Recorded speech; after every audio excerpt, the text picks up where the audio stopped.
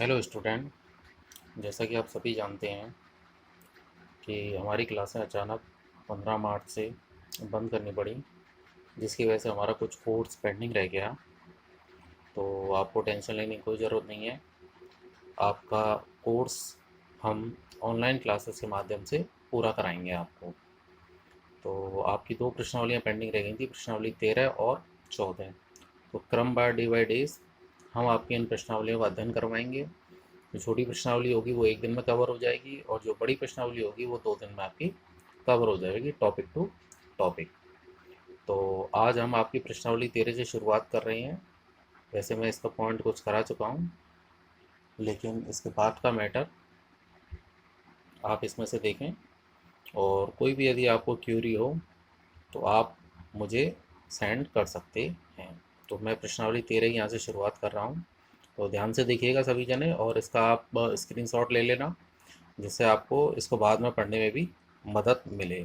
ठीक है, तो देखिए हम शुरुआत करते हैं।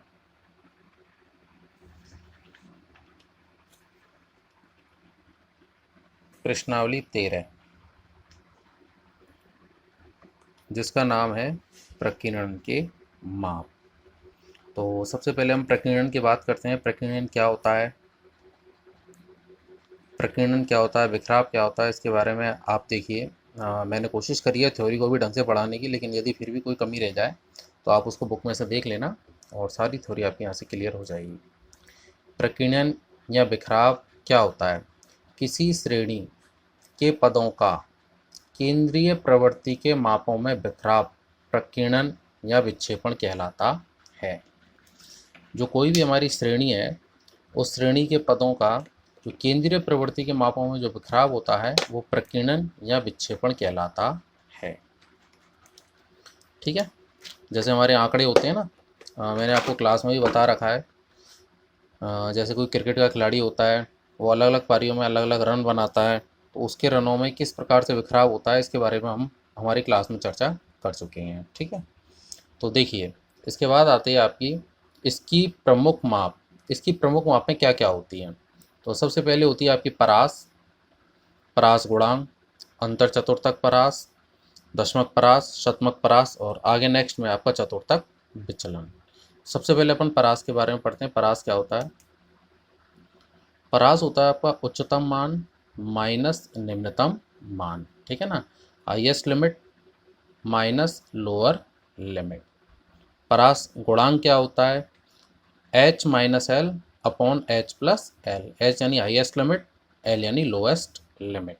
ठीक है बेटा, नेक्स्ट आते हैं अपन थर्ड पॉइंट पर, अंतर चतुर्थक परास। अंतर चतुर्थक परास से मतलब है हमारा Q3 माइनस Q1। जो हमारी पूरी श्रेणी होती है, जैसे हमारे ये पद हैं, मैं यहाँ पे लिख देता हूँ आपका 1 2 3 4 5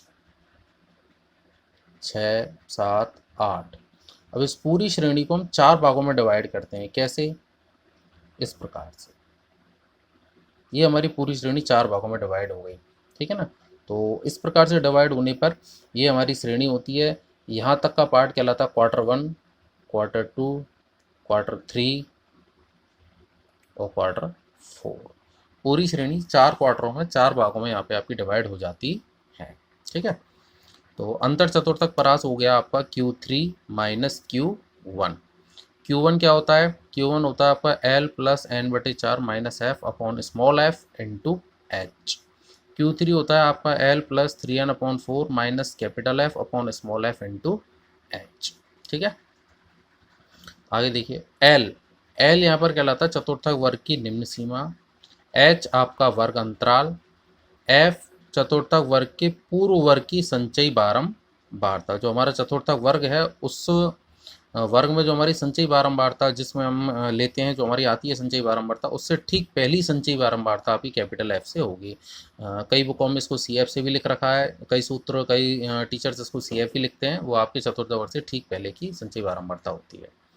स्मॉल एफ चतुर्थक वर्ग की बारंबारता होती है, जिसको अपन क्वेश्चन में और डिटेल से बताएंगे आपको। और एन जो होती है यहाँ पर होती है आपकी कुल पदों की संख्या।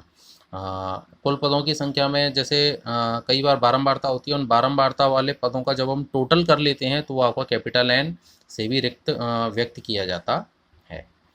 और नेक्स्ट हमारा आपका दशमक परास और शतमक परास। जैसे हमारी श्रेणी को 4 पार्टों में हमने 4 क्वार्टरों में डिवाइड करा, ऐसे हमारी पूरी श्रेणी को 10 भागों में डिवाइड करना या 100 भागों में डिवाइड करने पर हमारी दशमक और शतमक परास में कन्वर्ट हो जाते हैं। ये चीज़ आपने क्लास 10th में माध्यिका के अंदर भी पढ़ा होगा, और हम हमारे नेक्स्ट टॉपिक प्रश्नावली के अंदर इसको पढ़ाएंगे और डिटेल से।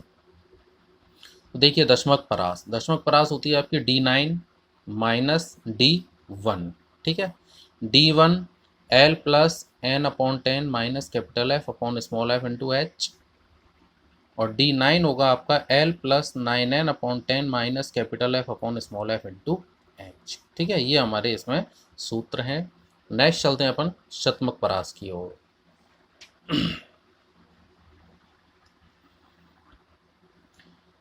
शतमक परास होता है हमारा P90 माइनस P10, ठीक है ना। परसेंटाइल से रिप्रेजेंट होता है ये आपका। P10 का मतलब होगा L plus 10n upon 100 minus capital F upon small f into h, और P90 होगा आपका L plus 90n upon 100 minus small F capital F upon small f into H. ये आपका सेम टू सेम दशमक परास की तरह होता है, और हमारे सिलेबस में केवल इतना ही दे रखा है, दशमक परास शतमक परास, और इनके दोनों के जो उत्तर आते हैं, आंसर जो आते हैं इन दोनों के, वो एकदम सिमिलर आते हैं, ठीक है ना। फिर भी यदि आपको कोई प्रॉब्लम हो तो आप मुझे बताइएगा, कमेंट कीजिएगा मुझे।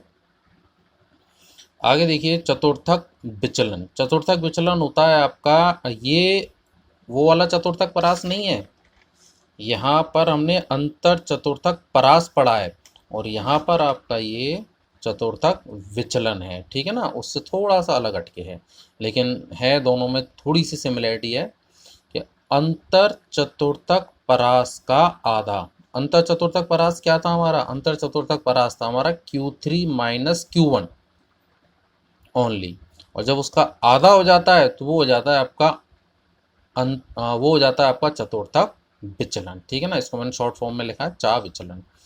चतुर्थक विचलन गुणांक, ये आपका सेम अंतर चतुर्थक परास गुणांक की तरह ही है, Q3 minus Q1 upon Q3 plus Q1। मैं इसका फुल उसमें रख लेता हूँ, और आप इसका लेना चाहें तो यहाँ से आप इसका स्क्रीनशॉट ले सकते हैं, ठीक है ना। यहाँ से आप इसका स्क्रीनशॉट ले लेना। ऐसे ही मैं यहाँ से आपको इस वाले पिछले वाले पार्ट का भी रख देता हूँ, और इसका भी यहाँ पर आप आसानी से स्क्रीनशॉट ले सकते हैं, ठीक है। वैसे मैंने ये सारी चीज़ें आपको क्लास में पढ़ा दी है, क्योंकि ये नई प्रश्नावली है तो इसको हम शुरू करने जा रहे हैं, तो इसलिए मैं यहाँ पे आपको डिटेल से यहाँ पे पढ़ाने की कोशिश कर रहा हूँ। और इसके बारे में और भी ज़्यादा डिटेल से बुक में लिखा हुआ है, सारी चीज़ों को इस पर लिख पाना संभव नहीं था, तो इसलिए मैंने इसके मेन पॉइंट निकाल के आपके सूत्र के हिसाब से यहाँ पर बता दिया, ठीक है बेटा। अब हम प्रश्नावली शुरू करते हैं, आपकी प्रश्नावली 13.1 स्टेप टू स्टेप। देखिए स्टूडेंट, आपका सबसे पहला क्वेश्चन है चतुर्थक विचलन का सूत्र। ओनली चतुर्थक विचलन का सूत्र अभी हमने जस्ट पढ़ा है, इसलिए मैं इसको नहीं बता रहा हूँ, इसको आपको खुद करना है। क्वेश्चन नंबर 2 है आपका, किसी चर श्रेणी का Q1 और Q3 दोनों दिए हुए हैं, तो इसका चतुर्थक विचलन ज्ञात कीजिए, ठीक है ना। इस वीडियो के साथ आप अपनी बुक भी अपने पास में रखिए, उसमें आप क्वेश्चन पढ़ते जाइए, इसमें आपको सारे सॉल्यूशन मिलेंगे। सारी चीज़ों को मैं डिटेल से यहाँ पर समझाता भी जा रहा हूँ। देखिए चतुर्थक विचलन, तो चतुर्थक विचलन का हमारा सूत्र क्या था? Q3 minus Q1 upon 2। ये दोनों चीज़ें ऑलरेडी यहाँ पर आपकी अवेलेबल हैं, Q1 और Q3। आप इन दोनों के मानों को रख के इसका सीधा मान निकाल लेंगे, ठीक है। नेक्स्ट क्वेश्चन है आपका, निम्नलिखित आंकड़ों के, ये जो आंकड़े दे रखे हैं, निम्नलिखित आंकड़ों के चतुर्थक विचलन तथा चतुर्थक विचलन गुणांक ज्ञात कीजिए। चतुर्थक विचलन और चतुर्थक विचलन गुणांक दोनों आपको ज्ञात करने हैं। तो चतुर्थक विचलन का हमने सूत्र क्या पढ़ा था? Q3 minus Q1 upon 2। अब यहाँ पर हमें Q3 और Q1 यदि दोनों चीज़ें ज्ञात हो जाएं तो हमारे ये मान आसानी से निकल जाएंगे। तो देखिए कुल पद कितने हैं हमारे? 11, ठीक है ना। हमें इस पूरी श्रेणी को 4 क्वार्टरों में डिवाइड करना है। कितने में? 4 क्वार्टरों में।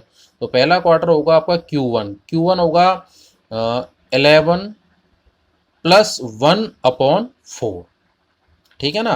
हमें जैसे कोई भी संख्या दे रखी होगी तो उसमें हमें वो अंक को जोड़ना है जिसको जोड़ने के बाद उसमें 4 का पूरा पूरा भाग चला जाए। जैसे 12 है तो उसमें 4 का पूरा भाग चला ही जाएगा। अब 14 आया तो 14 में आप 2 जोड़ेंगे, 16 हो जाएगा, 16/4 यानी 4-4 पदों के हिसाब से हमारी श्रेणी बनती चली जाएगी। तो हमारा जो Q1 है वो होगा आपका 11 + 1/4 यानी तीसरे नंबर का पद। तीसरे नंबर का पद 1, 2, 3। तीसरे नंबर का पद क्या है आपका Q1, सॉरी Q1 कितना है आपका 11। नेक्स्ट आपका तृतीय चतुर्थक Q3। Q3 होगा आपका 3 × 11 + 1/4। ठीक है ना, ये पहले नंबर का, फिर दूसरे नंबर का, फिर तीसरे नंबर का, तो 9वें नंबर का पद। अब देखो 1, 2, 3, 4, 5, 6, 7, 8, 9। 9वें नंबर का पद कितना है हमारा 23। ठीक है ना, तो मैं इस पर राउंड कर देता हूँ। ये हमारा जो 23 है वो हमारा Q3 कहलाएगा। इसी प्रकार Q2 क्या कहलाएगा आपका 11 + 1 × 2, तो ये हो जाएगा 12/4। 12/4 का मतलब 3, 3 × 2 का मतलब 6। छठवें नंबर का पद 3, 4, 5, 6, 19 जो होगा वो हमारा क्या होगा Q2। तो देखो इस प्रकार से हमारी पूरी श्रेणी पहला क्वार्टर, 2, 3 और 4। ठीक है ना, इस प्रकार से हमारी पूरी श्रेणी 4 भागों में डिवाइड हो गई। जरूरी नहीं कि चौथे क्वार्टर में आपकी संख्या उतनी ही आए जितनी पहले क्वार्टर में। इसमें 1 भी रह सकती है, 2 भी रह सकती हैं, 3 भी रह सकती हैं। ठीक है ना, इस प्रकार से इन क्वार्टरों में इन संख्याओं को हमें रखना होता है। ठीक है बेटा, तो चतुर्थक विचलन Q3 हो गया आपका, Q3 न हो गया आपका यहाँ पर 23। चतुर्थक विचलन होगा आपका Q3 - Q1/2, 23 - 11/2 यानी 6। चतुर्थक विचलन गुणांक होगा आपका Q3 - Q1/Q3 + Q1। तो इस वैल्यूओं को रख के हमारा आंसर आया 0.352। तो ये आपके 3 क्वेश्चन यहाँ तक कंप्लीट होते हैं। अब हम आगे चलते हैं। देखिए बेटा, चौथे क्वेश्चन में हमसे पूछा गया है निम्नलिखित श्रेणी में परास एवं परास गुणांक ज्ञात कीजिए। ये हमारी पूरी श्रेणी दे रखी है, इसमें इसका परास और परास गुणांक दे रखा है यहाँ पे आपका। तो परास और परास गुणांक दे रखा है। परास का सूत्र क्या था हमारा, पढ़ा होगा आपने, H - L यानी हाईएस्ट लिमिट और लोएस्ट लिमिट। इसमें जो F होती है, ये जो बारंबारता होती है, ये आपकी लिमिट नहीं होती है। ये इसको रिप्रेजेंट करता है कि हमारा 6.5 जो है वो 6 बार आया है। कितनी बार आया है 6 बार, ना कि 6 इसमें हमारी हाईएस्ट लिमिट या लोएस्ट लिमिट को रिप्रेजेंट करता है। कभी भी बारंबारता F आपकी हाईएस्ट और लोएस्ट लिमिट को रिप्रेजेंट नहीं करती है। क्लास में मैं आपको ये चीज़ बता चुका हूँ। तो यहाँ पर हमारी हाईएस्ट वैल्यू कितनी है 11.5, लोएस्ट लिमिट क्या है हमारी 4.5। ठीक है ना, हाईएस्ट लिमिट लोएस्ट लिमिट, इसमें से इसको घटा देंगे हमारा परास आ गया। सेम वैल्यू को इसमें अपन लिख देंगे 11.5 - 4.5 अपॉन 11.5 + 4.5, तो ये आ गया आपका 0.44। ओके, नेक्स्ट क्वेश्चन की ओर चलते हैं। अंतर चतुर्थक परास। आपसे कहा गया है नेक्स्ट क्वेश्चन में निम्नलिखित श्रेणी के अंतर चतुर्थक परास एवं इसके गुणांक की गणना कीजिए। तो देखो भाई, ये हमारी टेबल है, इसमें x के मान यानी वर्ग के मान, बारंबारता के मान, इन बारंबारताओं से हमने बनाई है संचयी बारंबारता। कैसे बनी, 10 में 15 जोड़ देंगे 25, में 3 जोड़ देंगे 28, में 2 जोड़ देंगे 30, तो हमारा कुल मान कितना आ गया 30। संचयी बारंबारता का ये जो आखिरी मान होता है, ये आखिरी मान इन बारंबारताओं का योग भी होता है। ये दोनों आपके सेम होते हैं। ठीक है बेटा, तो देखिए आगे इसमें पूछ रहा है आपसे अंतर चतुर्थक परास। अंतर चतुर्थक परास, अंतर चतुर्थक परास होता है आपका Q3 - Q1। अब Q3 क्या है, Q3 अपन यहाँ निकाला है अपन ने अलग से। ठीक है ना, तो देखिए Q3 होगा आपका 3n/4, वही सेम। ठीक है ना, 4 पार्टों में डिवाइड करने के लिए Q3 होगा आपका 3n/4। 3n यानी कुल पदों की संख्या बटे 4 यानी 22.5 से ठीक बड़ी संचयी बारंबारता वाला वर्ग लेने पर। 22.5 से ठीक बड़ी संचयी बारंबारता कितनी है आपकी 25, और 25 वाला वर्ग लेने पर इसमें x का मान कितना है 3। ठीक है ना, तो Q3 कितना होगा हमारा 3। ऐसे ही Q1 के लिए n/4, 30/4 यानी 7.5 से ठीक बड़ी संचयी बारंबारता कितनी है 10। 10 वाला वर्ग लेने पर Q1 कितना होगा हमारा 1। ठीक है ना, 10 n/4 यानी 7.5 से ठीक बड़ी, 7.5 से ठीक बड़ी संचयी बारंबारता कितनी है 10, और 10 वाला वर्ग लिया, 10 यहाँ पर आपका आ रहा है ये, ठीक है ना, ये एफ ये नहीं लेना, ये संचयी बारंबारता ये देखनी है हमें। 10 वाले वर्ग में एक्स का मान कितना है 1, तो Q1 कितना हो गया हमारा 1, 3 माइनस 1 यानी 2, तो परास गुणांक Q3 minus Q1 upon Q3 plus Q1, तो उससे मान कितना निकल के आ गया आपका 0.5। ओके, यहाँ तक आपके 5 क्वेश्चन कंप्लीट हो गए। अब अपन क्वेश्चन नंबर 6, क्वेश्चन नंबर 6 में आपसे क्या पूछा है, क्वेश्चन नंबर 6 में आपसे पूछा है निम्नलिखित आंकड़ों में परास गुणांक ज्ञात कीजिए। परास गुणांक यानी हाईएस्ट लिमिट और लोएस्ट लिमिट। हाईएस्ट लिमिट कितनी है अपनी 30, लोएस्ट कितनी है अपनी 10। मैं बार बार कह रहा हूँ, इस प्रश्न को मैंने स्वयं हल करने के लिए कहा है, इसमें बारंबारता को नहीं देखना है, वर्ग अंतरालों की हाईएस्ट लिमिट और वर्ग अंतरालों की लोएस्ट लिमिट 30 और 10, h minus L upon H plus L, इन मानों में आप जमा के इसके मान को लिखेंगे तो आपका उत्तर यहाँ पे प्राप्त हो जाएगा। क्वेश्चन नंबर 7 आपका सबसे इंपॉर्टेंट क्वेश्चन है, सबसे मेन क्वेश्चन है आपका। 7वां और 8वां दोनों क्वेश्चन आपके एक जैसे हैं। 8वें क्वेश्चन का जो आंसर है वो आपका किताब से मैच नहीं कर रहा है, ठीक है ना। आप अपने आंकड़ों को एक एक दो बार रिपीट करके देखें और उसके हिसाब से आपका जो आंसर आएगा वो बिल्कुल एकदम करेक्ट होगा, ठीक है ना, इसमें कोई दोहराए वाली बात नहीं है। क्वेश्चन नंबर 7 को मैं डिटेल से समझा रहा हूँ, एक एक चीज़ इसके अंदर ढंग से समझिएगा। हमारी पूरी इस टेबल के अंदर, ये जो हमारी टेबल दे रखी है, इस पूरी टेबल के अंदर आपसे दशमलव और शतमलव परास निकलवा रहा है।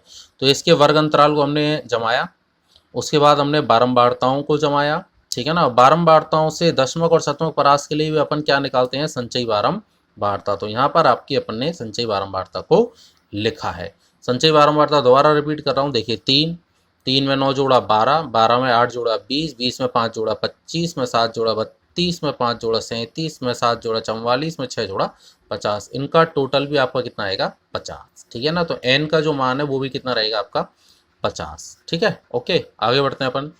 दशमलव परास D1, D1 का फॉर्मूला होता है आपका L plus n/10 minus capital F upon small f into H. तो देखो भाई, इसमें L N F H सारे मान कैसे निकालेंगे मैं आपको यहाँ पर समझाऊंगा।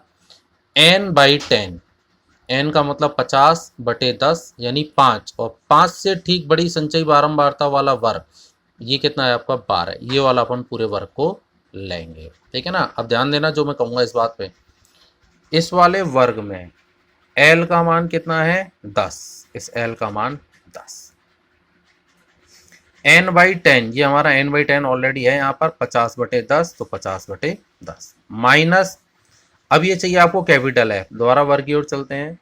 संचयी बारंबारता वाले वर्ग से ठीक पहली, इस 3 को नहीं देखना है, इससे ठीक पहली संचयी बारंबारता कितनी है आपकी 3, तो इस F की जगह पर कितना आ गया आपका 3 अपॉन स्मॉल f का मान स्मॉल f, इस वाले वर्ग की बारंबारता कितनी है आपकी 9, तो इस 9 को यहाँ पर आपने रखा इंटू h का मान कितना होगा इसका वर्ग अंतराल, इन दोनों में अंतर कितने का है 10 का, तो ये हो गया आपका 10, तो 12.22, ठीक है ना। पूरी कैलकुलेशन सॉल्व कर लेना, ये माना जाएगा आपका।